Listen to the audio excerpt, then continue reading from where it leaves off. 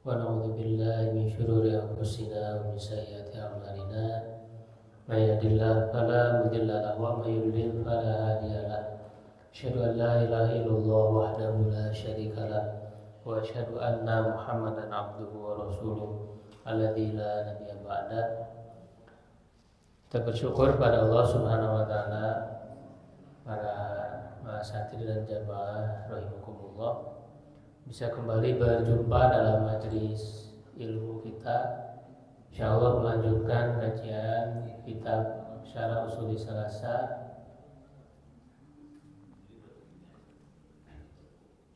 di perkataan penulis Ushul Tsalatsa itu Syekh Muhammad bin Abdul Wahhab rahimahullah ta'ala. Setelah beliau mengucapkan basmalah ya, Bismillahirrahmanirrahim, itu sudah kita bahas di pertemuan sebelumnya ya. Lalu beliau mengatakan i'lam, ketahuilah ya, ketahuilah ya. Baru kan nanti beliau mengatakan rahimakallah annahu yajibu alaina ta'allumu arba'i masail. Ketahuilah, semoga Allah merahmatimu, bahwa wajib bagi kita untuk mempelajari 4 perkara.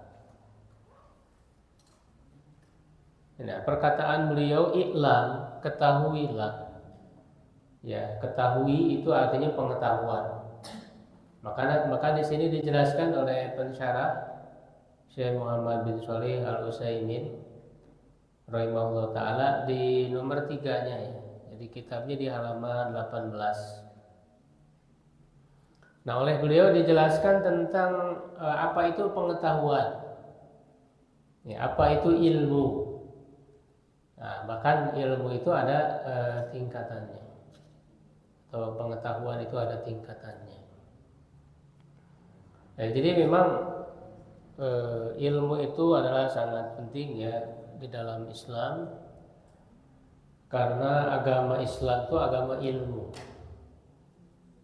Jadi semuanya harus berdasarkan ilmu. Makanya Allah Subhanahu wa taala mengatakan dalam Al-Qur'an ya, a'udzubillahi minasyaitonirrajim, fala taqfu ma laisa laka bihi ilmun. Ya, jangan mengikuti apa yang kamu tidak punya ilmu terhadapnya. Inna sam'a wal basara wal fuada kullu ulaika kana anhu mas'ula. Sesungguhnya pendengaran, penglihatan dan hati semua itu akan dimintai pertanggungjawaban. Ya, jadi adanya pendengaran, penglihatan, hati itu adalah modal bagi kita untuk meraih ilmu. Karena dengan ilmulah kita bisa menjalani hidup ini dengan selamat. Tahu jalan ya, tahu petunjuk. Ya, jadi butuh ilmu. Bahkan jangankan untuk akhirat, untuk dunia saja kita butuh ilmu kan.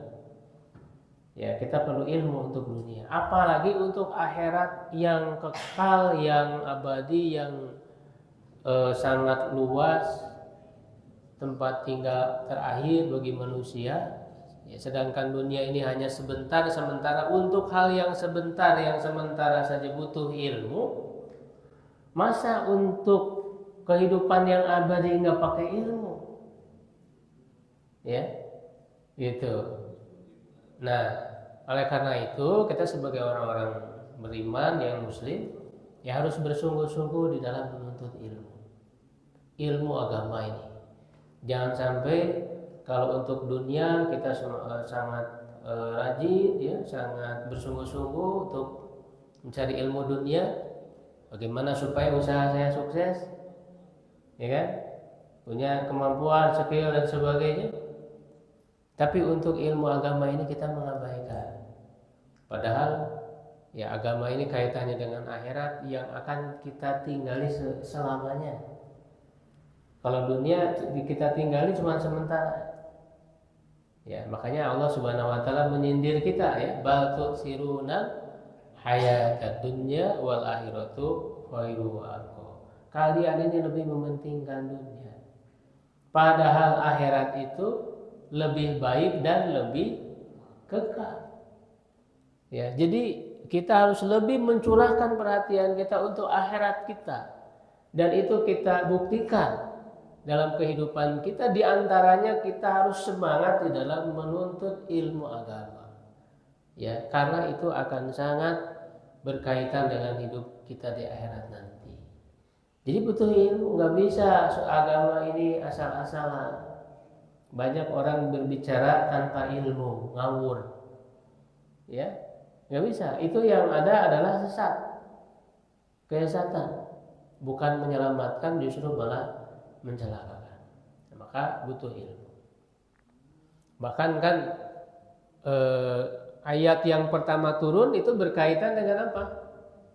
Dengan ilmu. Iqra bismi rabbikal ladzi khalaq. Artinya Islam ini dibangun di atas ilmu. Ya, di atas ilmu. Makanya orang-orang jahiliyah, kejahiliahan, kemusyrikan itu karena apa? Bukan karena ilmu, tapi karena ikut-ikutan. Ya, apa yang dilakukan oleh orang tuanya, oleh para leluhurnya, yang begitu dia ikuti saja begitu. Ketika diajak untuk mengikuti apa yang diturunkan oleh Allah, wa idza qila lahum ittabi'u ma anzalallahu, ya qalu bal natabi'u ma alfaina alaihi abana walau kana aba'um la ya'qiluna syai'an wa la yahtadun. Apabila dikatakan kepada mereka, ikuti yang Allah turunkan kepada kalian, mereka mengatakan apa? Kami hanya mengikuti para leluhur kami. Ya, walaupun leluhur mereka itu tidak berpikir, tidak menggunakan akalnya, tidak berilmu, ya, dan tidak mendapat petunjuk. Ya, jadi ini ilmu ini sangat penting sekali kedudukannya di dalam Islam. Makanya kita berbicara masalah agama itu ada ilmunya, tidak bisa sembarangan. Ya, bukan hanya sebatas orang penampilannya, ya, dengan penampilan. Kalau penampilan itu tidak menjamin, ya, berkedok penampilan, tapi ilmunya tidak ada. Bicara masalah ayat Quran tidak pakai ilmu, bicara masalah hadis tidak pakai ilmu. Padahal semuanya ada ilmunya. Ya, ada ilmunya semuanya. Nah, beliau mengatakan apa itu ilmu? Nah, di sini definisinya. Jadi kita perlu tahu ya definisi ilmu itu apa.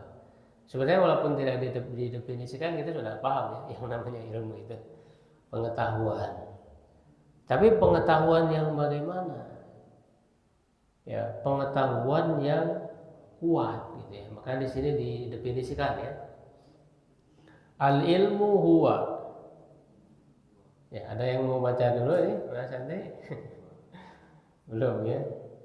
Nanti dilatih baca. Al ilmu huwa idraku syai'. Yaitu mengetahui sesuatu ala ma huwa alaihi. Ala ma huwa alaihi itu maksudnya sesuai hakikatnya. Ya, sesuai hakikatnya. Idrokan jaziman, dengan pengetahuan yang yakin. Ya, dengan pengetahuan yang yakin. Nah, jadi ilmu itu bukan sebatas pengetahuan, tapi pengetahuannya itu harus yakin, ya, berpijak kepada bukti-bukti yang kuat. Ya, dan pengetahuannya memang sesuai hakikat, sesuai faktanya. Ya, sesuai dengan faktanya.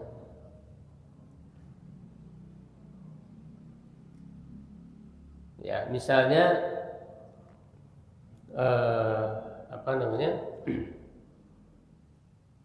mengetahui bahwa misalnya dalam sejarah ya, misalnya mengetahui perang Badar ya. Perang Badar itu terjadi kapan? Ada yang tahu terjadi tahun berapa? Berapa Hijriah perang Badar? Tahun 2 ya, tahun 2 Hijriah. Nah, ketika kita mengetahui bahwa perang Badar terjadi pada tahun 2 Hijriah, ya, lalu pengetahuan kita itu sesuai dengan faktanya. Ada bukti-bukti Dalil-dalilnya, para ulama sejarah menyebutkan di dalam buku-buku mereka, di dalam kitab-kitab sejarah sirah itu tercatat, ada riwayat dan sebagainya. Ya, ada dalil-dalil bukti-buktinya, maka pengetahuan kita ini disebut dengan ilmu. Dan kita mengetahuinya secara yakin, idrokan jaziman, itu baru disebut ilmu. Kalau baru sebatas dugaan, ya, perkiraan, asumsi, dia belum yakin dan belum didukung dengan bukti-bukti, ya asal ngomong saja, nah itu bukan ilmu. Ya, jadi ilmu itu adalah pengetahuan yang yakin, yang sesuai dengan faktanya. Nah, kebalikan dari ilmu itu, nanti di sini ada tikan tanda ya, wa maratibul idraki. Ya, dan tingkatan, maratib jamak dari martabah. Tingkatan-tingkatan pengetahuan situn ada 6. Al-ula yang pertama, tingkatan yang pertama, al-ilmu tadi itu. Ya, al-ilmu tadi adalah tingkatan yang pertama.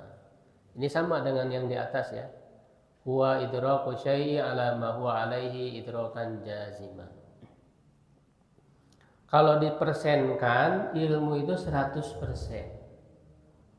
Jadi pengetahuannya yang 100% itu ilmu. Ya, yakin. Nah, di antaranya yang ilmu yang yakin itu adalah ilmu yang berasal dari wahyu dari Allah. Karena kita sebagai orang beriman kan meyakini bahwa yang disampaikan oleh Allah, wahyu, itu pasti benar. Ya, yakin nggak bahwa wahyu ini pasti benar? Quran, hadis. Ya, kita meyakininya 100%. Nah, inilah ilmu. Kenapa? Karena pasti ilmu dari Allah itu pasti benar. Tidak mungkin salah.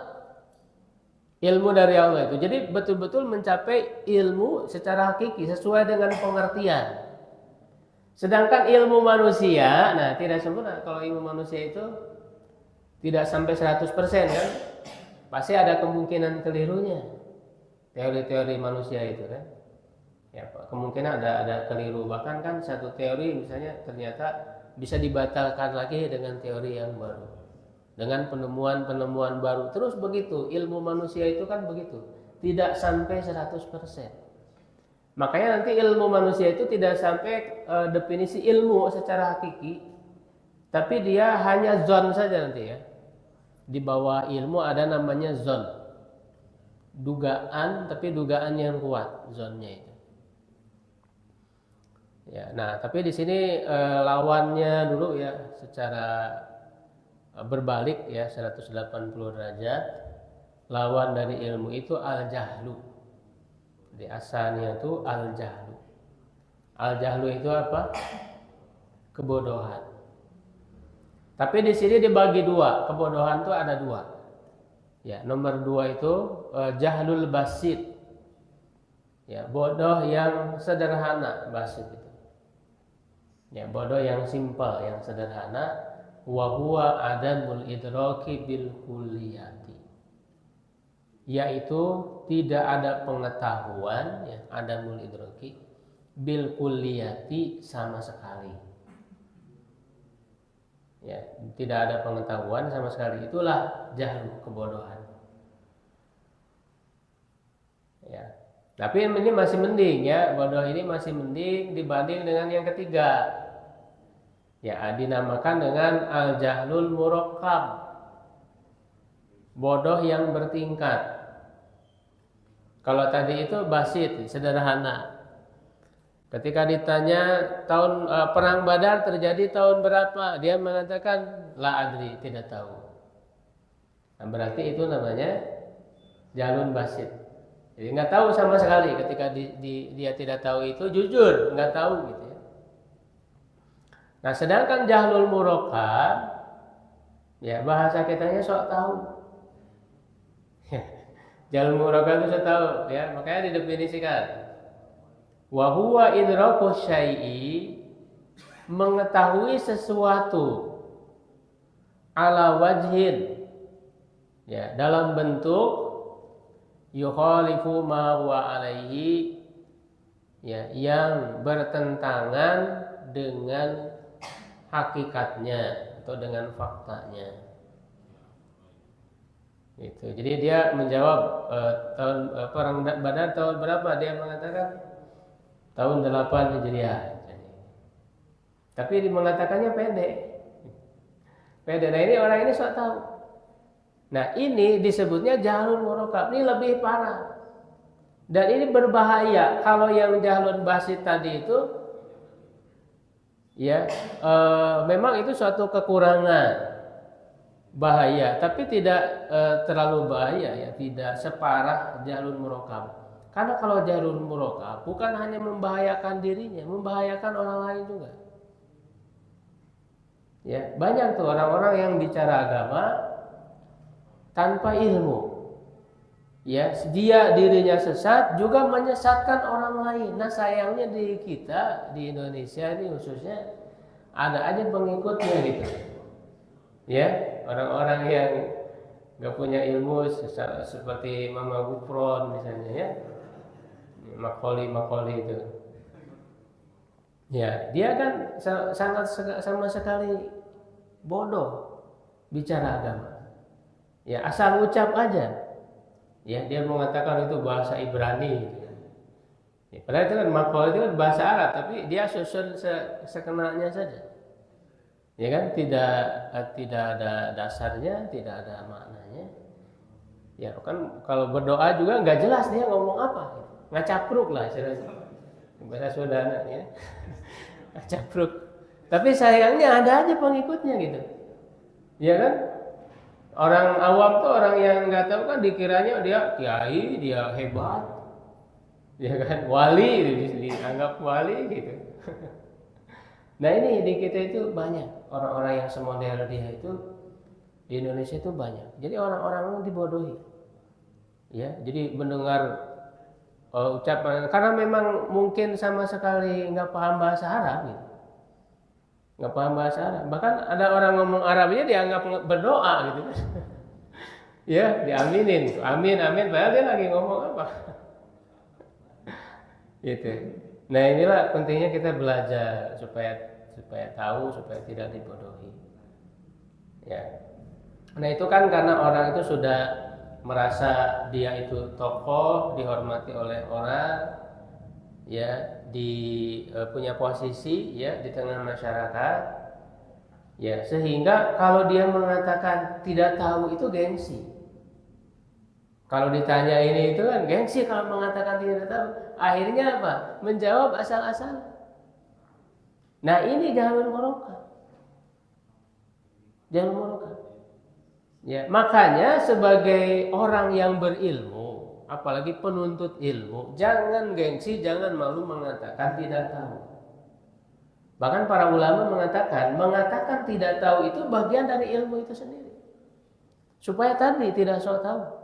Kalau hal-hal yang tidak kita ketahui, ya jujur katakan. Kenapa? Karena tadi bisa menyesatkan orang lain.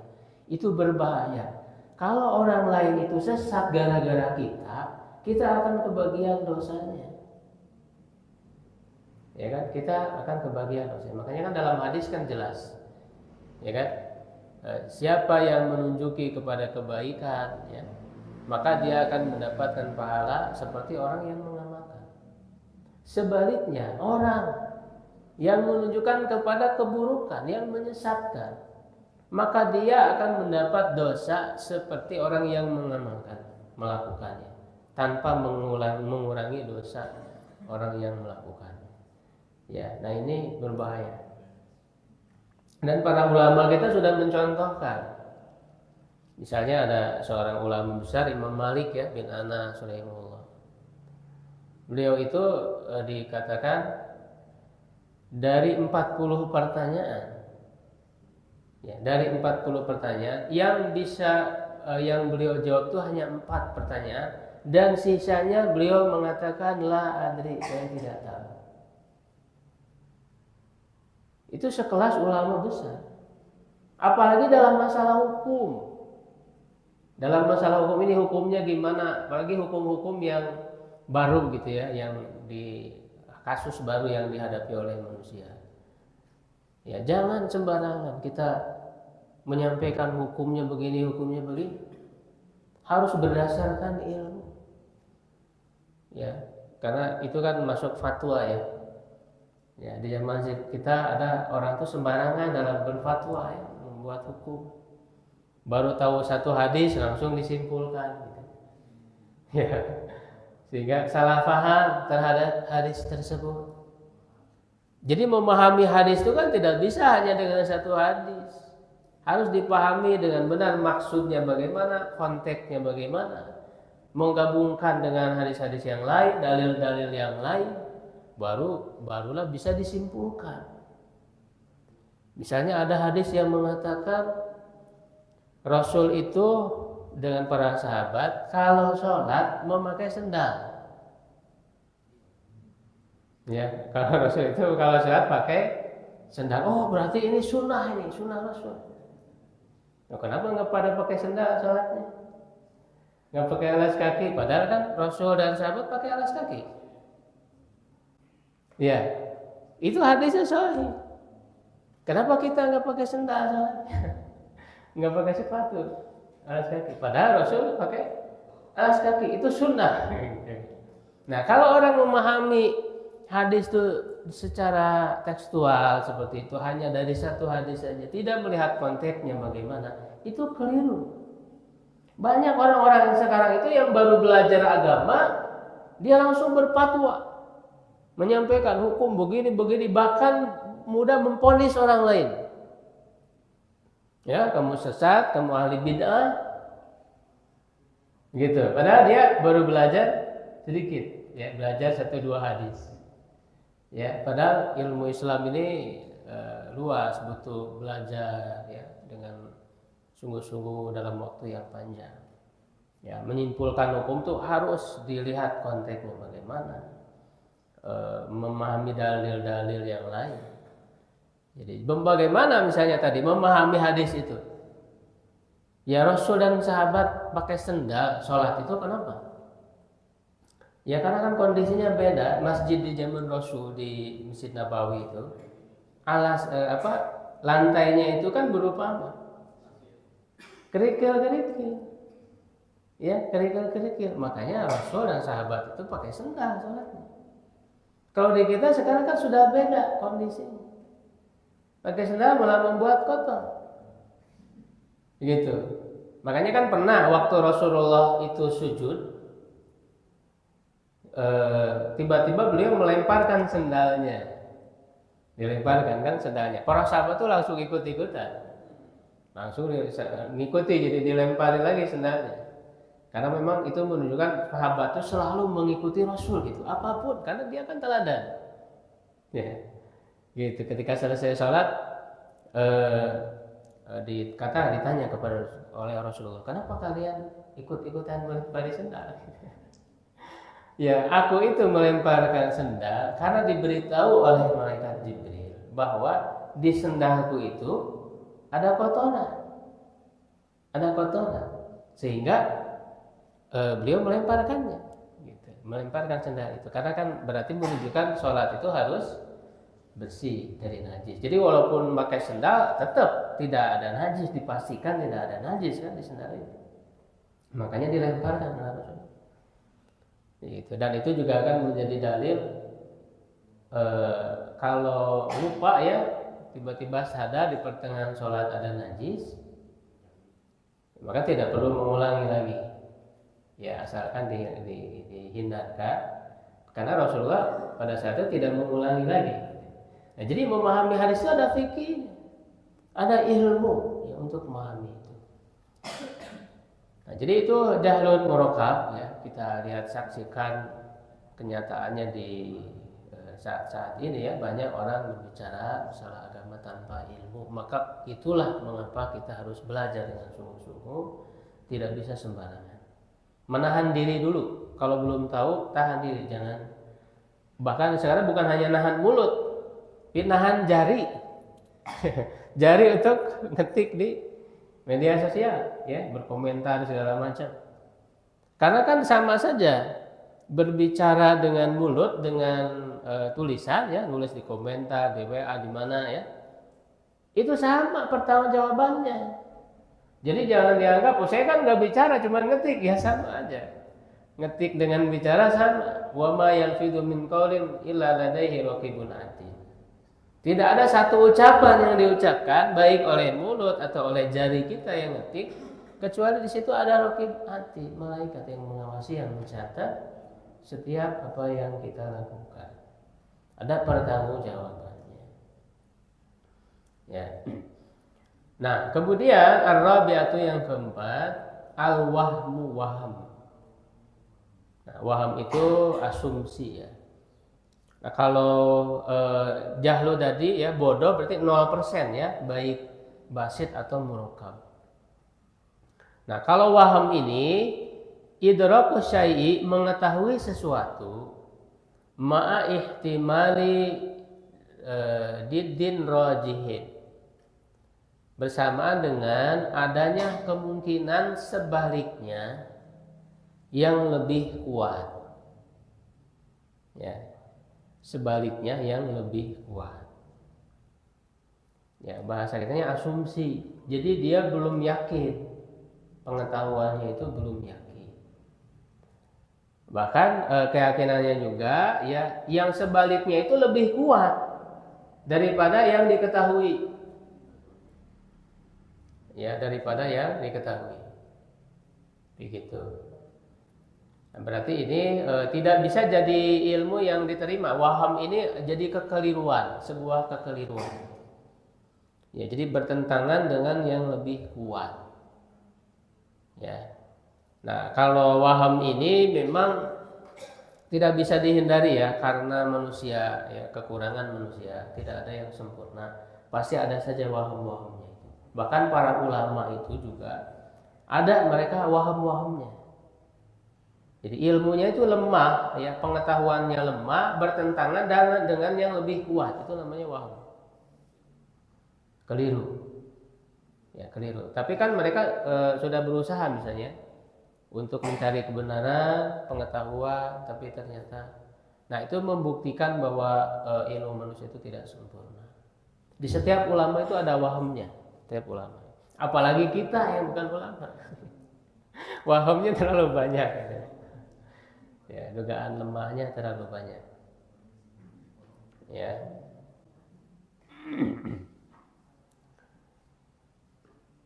Jadi apa namanya, pemahamannya itu masih lemah ya, dugaan yang lemah. Nah, kalau kemudian yang berikutnya al-khamisatu yang kelima asyaku. Asyaku itu ragu-ragu. Wa huwa idraku syai'i ma ihtimalin musawin. Yaitu mengetahui sesuatu ya dengan adanya kemungkinan sebaliknya. Ya, tapi kemungkinan sebaliknya itu sejajar, sama. Nah, berarti kalau dipersenkan 50%, 50-50. Ya, 50-50 berarti ini ragu. Ya, berarti ini ragu. Ya. Berarti ini belum belum yakin ya, dalil ya, atau bukti yang dia milikinya itu ya, masih ragu-ragu. Ketika melihat orang dari kejauhan, ini apakah Ahmad atau Usman, jadi ragu-ragu. Ya, nah kemungkinannya itu 50-50. Nah itu namanya syak, ya, ragu-ragu. Nah ini juga tidak bisa diterima, belum bisa diterima kalau ragu-ragu itu. Ya, harus ada yang memperkuat salah satunya, baru kita bisa mengambil. Makanya kalau hal-hal yang ragu-ragu itu kita abaikan dulu atau cari ilmunya. Ya, apalagi dalam urusan ibadah tadi, dalam urusan agama. Ya, kalau ada yang masih ragu-ragu tentang ibadah kita, ya cari ilmu yang lebih meyakinkan. Ya. Misalnya apa yang masih ragu-ragu, yang belum yakin ya dalam masalah agama. Ya, misalnya apa ya? Ya dalam sholat misalnya ketika tasyahud ya berisyarat apakah digerakkan atau tidak misalnya. Ya karena ada orang yang menggerakkan ada yang tidak. Ya itu ragu-ragu misalnya. Belum tahu mana yang lebih kuat mana yang yakin. Berarti harus mencari ilmu agar pendirian kita kuat. Memilih yang lebih kuat. Ya. Kalau ternyata setelah dipelajari, oh boleh dua-duanya ya sudah berarti kita jadi tenang. Karena ketika orang itu mendapatkan ilmu, ya maka akan membuat dirinya tenang. Ya bahkan para ulama itu ketika ditanya apa sih yang membuat kamu itu menjadi senang, sesuatu yang paling membuatmu senang, yaitu adalah ketika mendapatkan ilmu. Ya, dari sesuatu yang tadinya tidak tahu lalu saya mendapatkan ilmu jadi tahu, itu yang paling membahagiakan. Ya, bahagianya itu tidak ada bandingannya ketika orang mendapatkan ilmu. Ya, karena membuat yakin ibadahnya gitu ya, tenang, tentram. Ya. Jangan sampai kita tidak peduli ya ibadah kita yang mudah-mudahan. Jadi cuma hanya berharap saja mudah-mudahan Allah menerima ibadah kita. Tapi tanpa ada usaha untuk melakukan yang terbaik. Padahal kita punya kesempatan, waktu ada, gitu kan? Punya potensi pendengaran, penglihatan, akal kita. Kenapa tidak digunakan untuk belajar? Ya, jadi merasa cukup dengan ilmu, dengan ibadah yang kita sekarang lakukan. Apalagi ketika bertemu dengan hal-hal yang kita tidak tahu ilmunya. Apakah saya sudah wajib zakat atau belum misalnya dengan harta yang sekarang saya miliki. Kewajiban-kewajiban itu kan harus dicari ilmu. Ya, nah itu syak. Ya. Kemudian asadisa zon. Nah kalau zon ini dugaan yang kuat, lawan dari waham tadi. Idraku syai'i ma'atimani didin marjuhin. Mengetahui sesuatu dengan adanya kemungkinan sebaliknya yang lemah. Kemungkinan sebaliknya yang lemah. Nah ini rata-rata ilmu manusia yang dihasilkan dari pemikiran manusia itu zon. Makanya zon itu persentasinya berarti dari berapa? Dari 51 sampai ke 99. Kalau waham tadi di bawah 50 ya. Waham itu di bawah 50 satu ya, dari 1 sampai 49.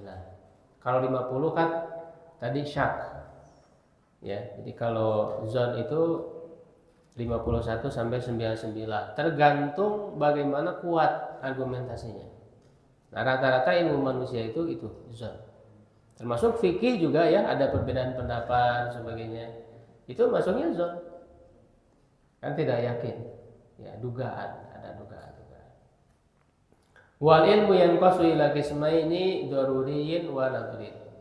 Ilmu itu terbagi kepada dua bagian, daruri dan nazari. Daruri itu tanpa perlu penelitian, tanpa perlu pemikiran. Sedangkan nazari perlu penelitian. Misalnya mengetahui setengah dari 2 itu adalah 1. Itu nggak usah pakai pemikiran. Mengetahui api itu panas, nggak usah pakai riset ya, di riset dulu nggak usah, karena itu disebutnya ilmu daruri ya. Nah, kalau nazari itu butuh penelitian, pemeriksaan, ya, riset dan sebagainya. Ya, nah sampai di situ ya itu pembahasan tentang ilmu. Kalau ada yang ditanyakan, masih ada waktu.